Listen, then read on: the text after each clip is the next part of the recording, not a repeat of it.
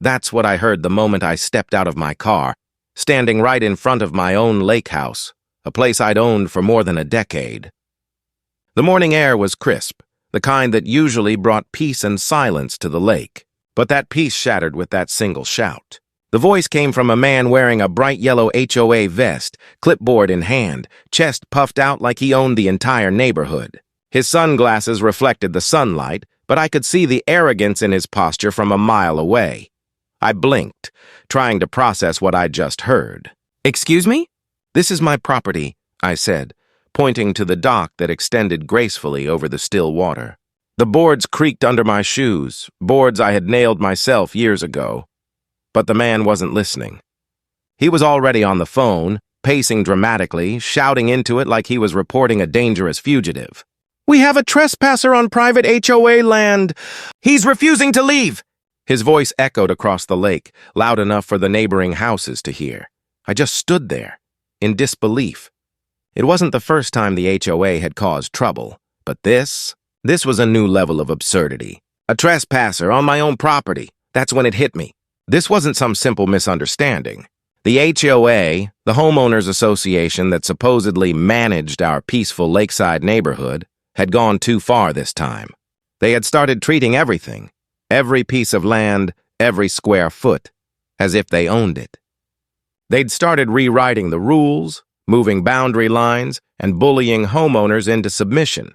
And the funniest part? They had absolutely no idea who I was. They didn't know that the man they were calling the police on was Judge Michael Harris, the same judge who had ruled against more than a few HOAs just like this one for corruption, intimidation, and abuse of power. But that day, I didn't say a word. I didn't flash my title or pull rank. I just stood there, calm and collected, letting them dig their own grave. The man's name, as I later found out, was Richard Cole, the new HOA president. He had been in power for about 6 months, and during that short time he'd turned what was once a friendly neighborhood into his own personal kingdom. Suddenly everyone was getting fined for violations that didn't exist a year ago. Trash bins visible for more than 5 minutes, lawn colors that were too bright, even wind chimes that were too noisy. Richard strutted around the neighborhood like a sheriff in an old Western movie, acting like the entire lake was his. And today, I had unknowingly become his next target. As I leaned against my car, I watched him whisper to 2 other HOA members who had joined him. They nodded along like obedient soldiers, glancing at me as if I were a criminal. It was almost comical. Minutes later, I heard the distant wail of sirens. 2 police cars pulled into the gravel driveway, lights flashing, dust swirling around their tires. The officers stepped out, hands resting on their belts, looking a little too serious for what was clearly not an emergency. "Sir," one of them said, walking toward me cautiously, "we received a report of trespassing on HOA property. Can we see some identification, please?" "Of course," I replied, keeping my tone polite and steady. I pulled my wallet from my jacket and handed over my driver's license. The officer looked at it, then did a double take. His expression shifted from professional to startled in a split second. "Wait, Judge Harris?" he asked quietly. Richard's confident smile faded. "Judge? What's he talking about?" "This man's trespassing on our land. The HOA owns this entire area around the lake." The officer turned slowly to face him. "Sir, this man isn't trespassing. He's a homeowner here. And not just that, he's a sitting judge for the county." The silence that followed was almost satisfying. The color drained from Richard's face. The 2 HOA members behind him froze, their clipboards suddenly feeling very heavy in their hands. "Judge Harris?" Richard stammered, his voice cracking slightly. We didn't know." "That's clear," I interrupted calmly. "You might want to be more careful before accusing people of crimes you can't prove, especially when those people happen to have the property deed and tax receipts in their name." Richard looked like he wanted to disappear. He mumbled something about a miscommunication and following protocol, but the officers weren't buying it. One of them gave me a small, knowing nod, the kind that said, "You've got this handled." I didn't press charges that day. I could have, easily, but I wanted them to feel the weight of what they'd done, because I knew the moment I walked away, their panic would only grow. Over the next few weeks, I filed a formal complaint and gathered evidence, letters, false fines, and reports from other neighbors who'd been bullied. And when the court date finally came, the HOA walked into the courtroom thinking they'd deal with a simple hearing. Instead, they found themselves facing a full legal reckoning. The irony was beautiful.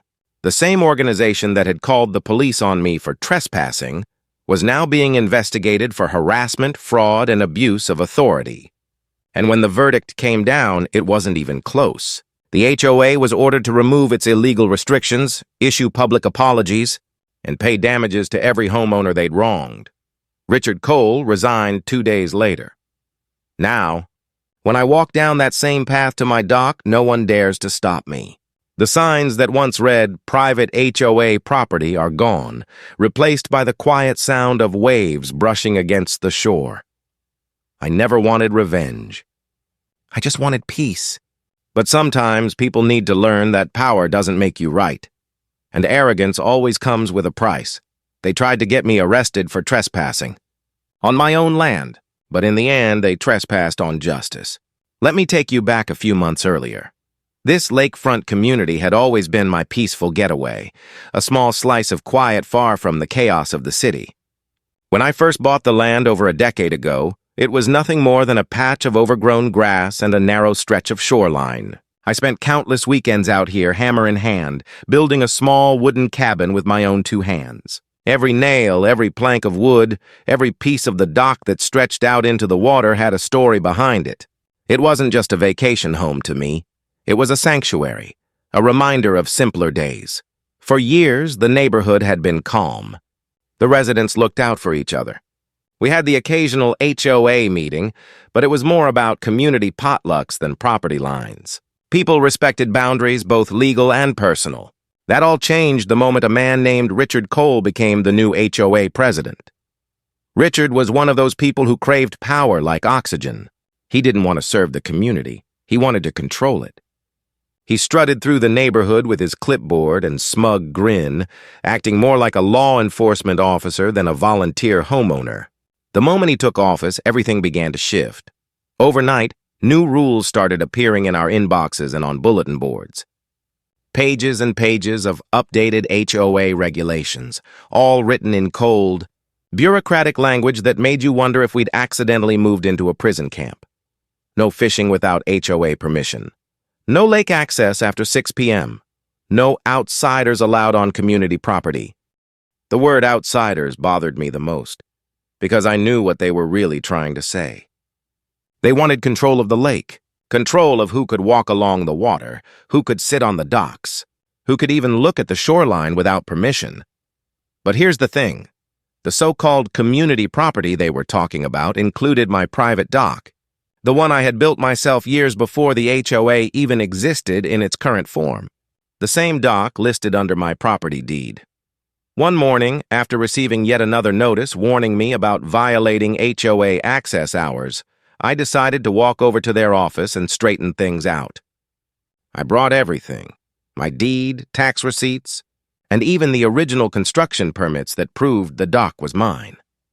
When I arrived, Richard was sitting behind a desk that looked far too big for him, flanked by 2 other board members who nodded at every word he said like trained parrots. He greeted me with a fake smile that didn't reach his eyes. "Judge Harris," he said, his tone syrupy. "What brings you in today?" "I'm here about these new restrictions," I said calmly, setting my folder of documents on the table. "There's been a mistake.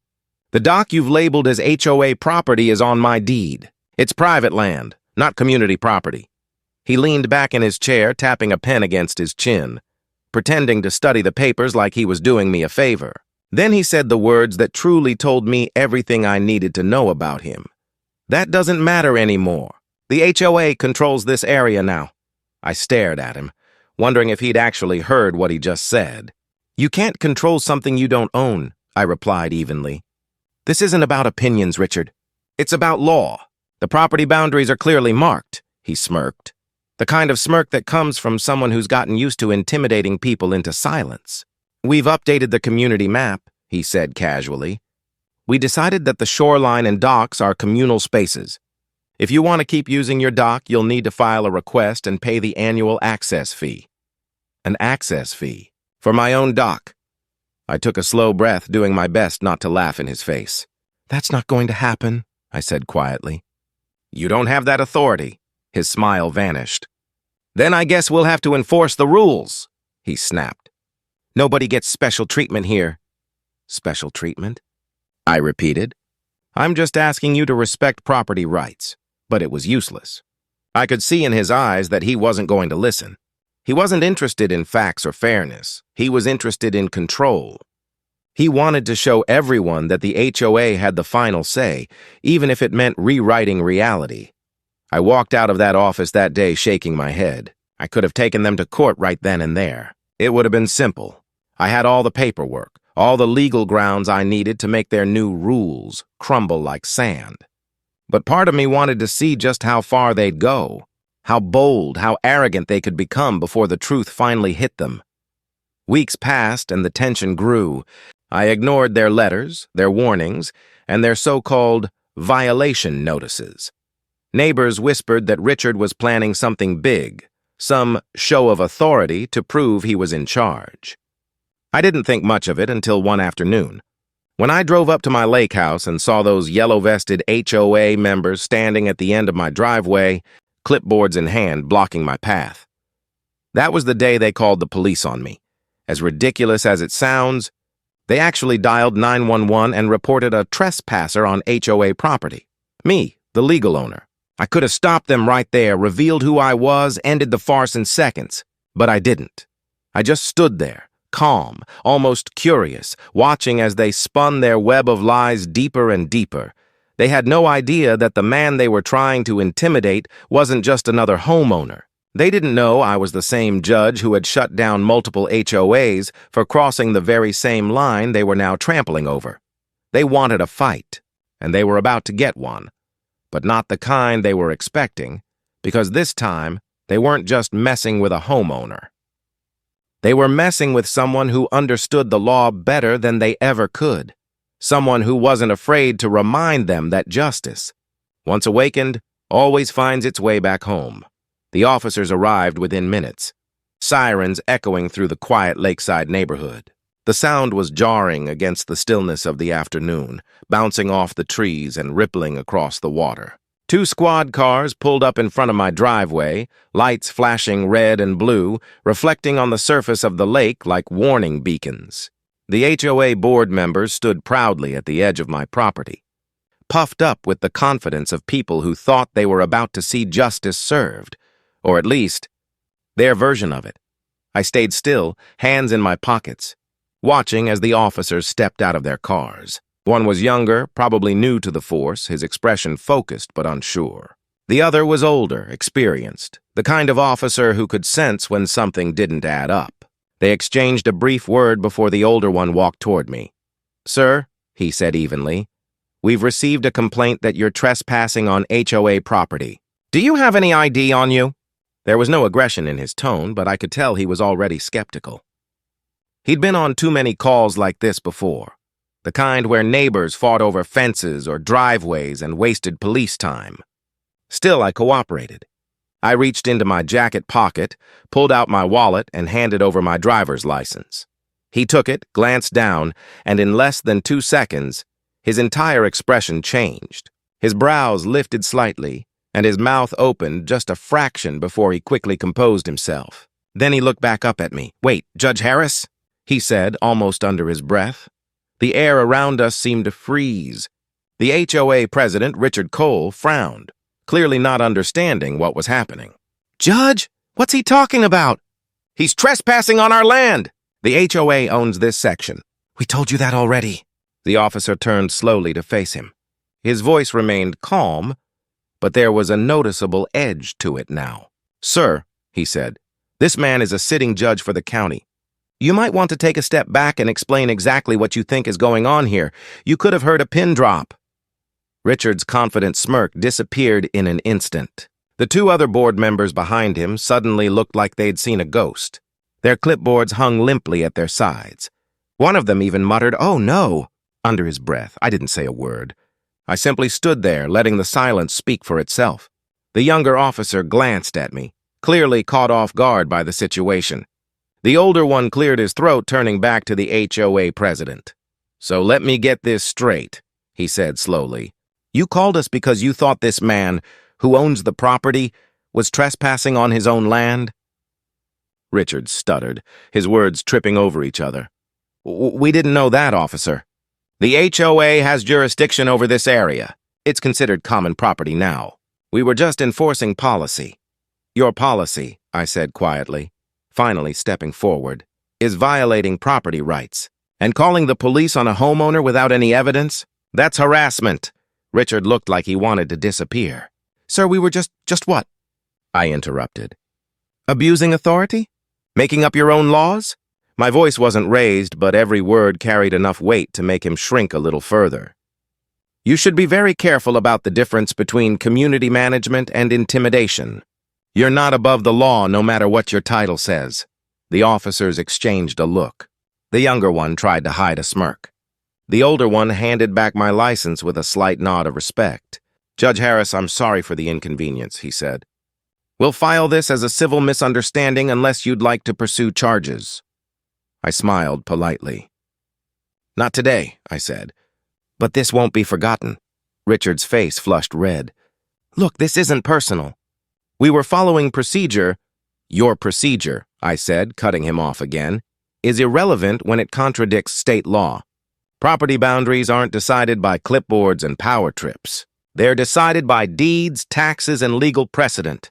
You'd know that if you spent less time pretending to be in charge and more time understanding what authority actually means." The other HOA members tried to speak up, but their voices were small and shaky. One of them mumbled something about community safety, while the other stared at his shoes. It was almost pitiful, the three of them standing there realizing for the first time that they'd picked a fight they couldn't win. I could have embarrassed them further. I could have ordered the officers to escort them off my property, but I didn't. I've seen enough people ruin themselves with pride to know that silence can sometimes be a louder punishment than words. So I turned to the officers and said, "Thank you for your time, gentlemen. I think we're done here." The older officer nodded. "Understood, sir. We'll make a note that there's no further action needed."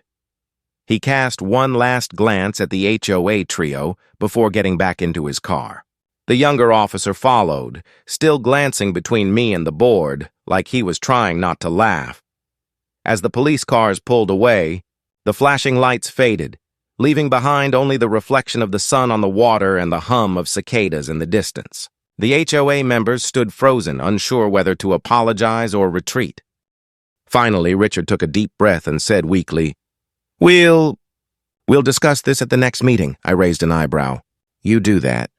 And while you're at it, make sure you also discuss the concept of private property and lawful boundaries. Because if I have to explain it to you again," I said, locking eyes with him, "it won't be a conversation. It'll be a court summons." He nodded quickly, his earlier arrogance completely gone. Without another word, he motioned for his two lackeys to follow, and they shuffled away like schoolboys caught cheating on a test. When they were gone, I looked out over the lake, calm again, peaceful, just as it should be. The dock I built stood there quietly, solid and unmoved, like a symbol of everything they had failed to take. I could have pressed charges that day. I had every right to. But I wanted them to think about it first, to live with the weight of what they'd done, knowing that next time I wouldn't be so forgiving. Because this wasn't over, not by a long shot. They had tried to embarrass me in front of my own home. Instead, they exposed themselves, their arrogance, their ignorance, and their complete lack of respect for the law. And as I watched their cars disappear around the corner, I knew one thing for certain. They'd just made the biggest mistake of their lives. A few weeks later, the HOA received a court summons. Not from a random lawyer, not from some frustrated homeowner trying to fight a losing battle, but from the county courthouse, signed and issued under my direction. The irony was perfect. The same people who had called the police on me for trespassing on my own property were now being called to court for harassment, overreach, and fraud. Legally, I couldn't preside over my own case. That would have been a clear conflict of interest. But I didn't need to. I had already filed an official report with the Judicial Board outlining every detail of their misconduct, the false fines, the unauthorized land reclassifications, the harassment of residents. The evidence spoke for itself. Another judge was assigned to handle the hearing, a man I respected deeply for his integrity. I decided to attend quietly as an observer. When the day came, I walked into the courthouse early. The air inside was cool and formal, filled with that particular kind of silence that always settles before a legal storm. I took a seat near the back, dressed in plain clothes, not wanting to make a spectacle of myself. I didn't need attention. I just wanted justice. The HOA members filed in a few minutes later. Richard Cole, their self-appointed tyrant of a president, was at the front, wearing a wrinkled suit that didn't quite fit him. His expression was confident, at least for the moment. Behind him were two other board members, both looking far less sure of themselves. They kept whispering, flipping through folders full of papers that, from what I could tell, were mostly empty gestures, letters, meeting minutes, and self-written policy updates that had no legal weight whatsoever. When the judge entered, everyone stood.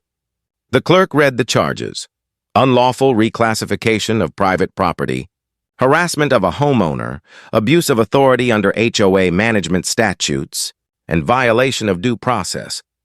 Richard tried to keep his composure, but I saw the flicker of panic behind his smug expression. The judge began, his voice steady and commanding. Mr. Cole, you stand accused of illegally extending HOA jurisdiction beyond authorized limits and harassing property owners under false claims of authority. How do you plead? Not guilty, Your Honor, Richard said quickly. We were acting within our rights. The property in question was designated as community land under revised association guidelines. The judge tilted his head. Revised by whom? By the board, Your Honor, Richard replied. We voted to reclassify several areas, including shoreline properties, as part of our shared community space. The judge leaned forward slightly. Do you have legal documentation showing that those reclassifications were approved by the county or recognized by the state land registry? Richard hesitated. He shuffled through his folder, pulling out a stack of papers, HOA bylaws, meeting notes, and diagrams he'd probably drawn himself. We have these records, sir. They outline our updated community plan. The judge flipped through the pages, his expression hardening with each one. Mr. Cole, these are not official documents. You cannot vote away someone's property rights at a neighborhood meeting. This isn't how property law works. There was a long pause. The courtroom was silent except for the faint hum of the ceiling fan. Richard tried again, his voice cracking just slightly. With all due respect, Your Honor, we were trying to maintain order in the community. The homeowner in question was using shared land as personal property. Stop right there! The judge interrupted sharply. You mean the homeowner who built that dock years before your HOA even existed in its current form? The same homeowner who has property tax records, permits, and deed maps proving ownership? The color drained from Richard's face. He swallowed hard. We didn't know the details at the time. You didn't want to know, the judge said, his tone now heavy with frustration. Instead, you harassed him. You sent warning letters. You issued fines that had no legal basis. And then, when he didn't comply with your fabricated rules, you called the police on him. Is that correct? Richard's shoulders slumped. He glanced toward his board members, but they were already looking down, avoiding eye contact. The judge continued, his voice rising just enough to fill the room. This is a gross misuse of authority. You've exceeded your power and intimidated residents under the false pretense of law. You've made up rules, redefined property lines without approval, and weaponized the HOA against the very people it was meant to serve. Every word was a hammer strike. The audience, made up mostly of homeowners from our community, sat frozen, some shaking their heads in disbelief. I could feel the tension in the room, the collective realization that what the HOA had done to me, they could have done to anyone. Then came the moment that changed everything. The judge took a deep breath, set down the papers, and said with unmistakable finality, "You have unlawfully harassed a property owner. You've exceeded your authority, and you've misrepresented property lines for personal gain. This is not how an HOA should operate." Richard opened his mouth as if to speak, but the judge raised a hand to silence him. Don't. You've had your chance to explain. Now it's time for consequences. He picked up his pen and began writing. The HOA is hereby ordered to remove all illegal restrictions within 30 days. You will restore property boundaries to their original lawful designations. You will issue a formal public apology to all homeowners affected by your unauthorized policies, and you will pay $50,000 in damages to the plaintiff for harassment, emotional distress, and unlawful interference with private property. The courtroom went completely silent. No one moved. No one breathed. Even the sound of the pen scratching against paper seemed loud. Richard's face had gone pale, and one of the board members quietly muttered, "50,000?" like he couldn't believe what he was hearing. Finally, the judge looked up. Consider yourselves lucky this isn't a criminal case. You're dismissed. With that, he stood and left the bench. For a few long seconds, the room remained still. Then, like a wave, the whispers began. Quiet at first, then louder, building with every second. The HOA members gathered their papers in stunned silence, their authority crumbling faster than they could collect the mess they'd made. As I stood up and walked out, I didn't say a word. I didn't need to. Justice had spoken louder than I ever could. And for the first time in months, I felt that same calm I used to feel standing on my dock at sunset. The feeling of peace that comes only when the truth finally wins. That day, the HOA learned a lesson they'd never forget. You can't bully your way through the law, not when justice is watching, and especially not when the man you tried to harass is the one who knows exactly how to hold you accountable. Weeks later, I returned to my lake house, the place where everything had started. It felt almost surreal, pulling into the long gravel driveway again, the tires crunching softly beneath me, the evening sun painting the trees in gold. The chaos, the hearings, the confrontations, all of it was behind me now. And yet, as I stepped out of the car and breathed in the crisp air, it felt like the land itself had been waiting for this moment of peace. The first thing I noticed was the silence. Not the tense kind, but the peaceful kind that feels earned. The obnoxious signs that once stood like warning beacons, private HOA property, no access, were gone. The metal poles had been dug up, leaving only faint impressions in the soil. In their place stood nothing but open space, free and unclaimed, just as it had always been meant to be. The lake shimmered quietly, catching the last rays of sunlight. My dock stretched out over the water like it always had. The boards creaked gently as I walked across them, and the faint smell of pine and lake air wrapped around me like an old memory. I sat down at the edge, a mug of coffee in hand, and let the moment settle. For the first time in months, it felt like my home again. Not a battleground, not a courtroom case, just home. A few neighbors saw me sitting there and began to wander over one by one. Some came from down the street, others from houses I hadn't seen in weeks because everyone had been keeping their heads down, afraid of crossing the HOA. But now, their faces looked different, lighter, freer somehow. "Judge Harris," one of them said with a small, grateful smile, "we heard what happened in court." "Thank you." Another neighbor, a woman named Carol who lived 2 doors down, nodded. "You didn't just win for yourself," she said. "You won for all of us." I gestured for them to sit, and soon a small group had gathered around the dock, watching the light dance on the water. They began sharing their own stories, the quiet frustrations they'd kept to themselves for years. One man said the HOA had fined him $200 for planting marigolds instead of the approved tulips. Another woman had been written up for painting her fence beige instead of the regulation white. Someone else had been threatened with legal action for putting up a small swing set in their backyard because it didn't match community aesthetics. It was absurd, but it was real. These weren't just rules. They were tools of control, wielded by people who'd mistaken authority for power. Listening to them, I realized just how deep the problem went. It wasn't just me they had targeted. It was anyone who dared to live freely, anyone who didn't fit perfectly into their idea of order. The HOA had been running the neighborhood like a dictatorship, using fear and fines to keep everyone compliant. But now, their authority had collapsed. Their reputation was gone, and the people they'd silenced for years were finally speaking out. Carol looked at me thoughtfully.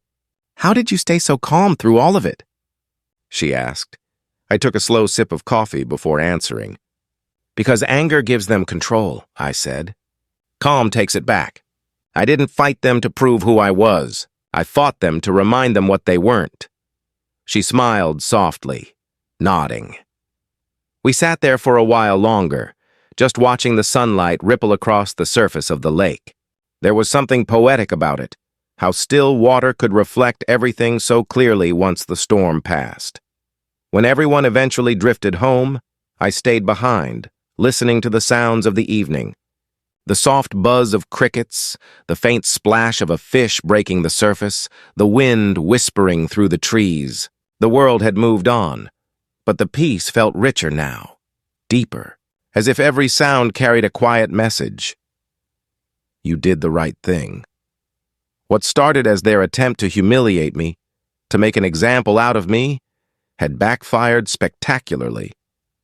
In their arrogance, they had exposed their own corruption, their greed, and their abuse of power. And not just to me, but to the entire community. The truth had a way of shining through eventually. And this time, it burned bright enough to dismantle their false authority. But here's the thing. I didn't win because I'm a judge. I didn't win because of my title or because I had the law on my side, though both certainly helped. I won because I refused to be intimidated by people who believed power gave them the right to trample others. It's a lesson I've seen play out in courtrooms and communities alike. Rules mean nothing if they aren't rooted in fairness. And power means nothing if it's used to diminish others instead of uplift them. HOAs were created to protect neighborhoods, to keep communities beautiful, safe, and cooperative. But somewhere along the line, some of them forget that purpose. They start to believe they own the people they're supposed to serve. They begin to see themselves not as caretakers, but as rulers. And that's when the balance breaks. Because the moment an HOA, or any organization, really starts thinking it exists above the law or above the people, someone has to stand up and remind them who they really serve: the homeowners, the families, the community itself. Not their own egos, not their own greed. As the last rays of the sun slipped below the horizon, the lake turned to liquid gold for a fleeting moment before darkening into calm silver. I leaned back, feeling the cool breeze off the water, and let a small smile spread across my face. They tried to get me arrested for trespassing, I thought to myself, shaking my head at the absurdity of it all. On my own property. The thought made me laugh quietly. But then another thought followed. One that felt truer, heavier, and more satisfying. In the end, I whispered, they didn't trespass on my land. They trespassed on justice. And justice, I realized, always has a way of reclaiming what's hers.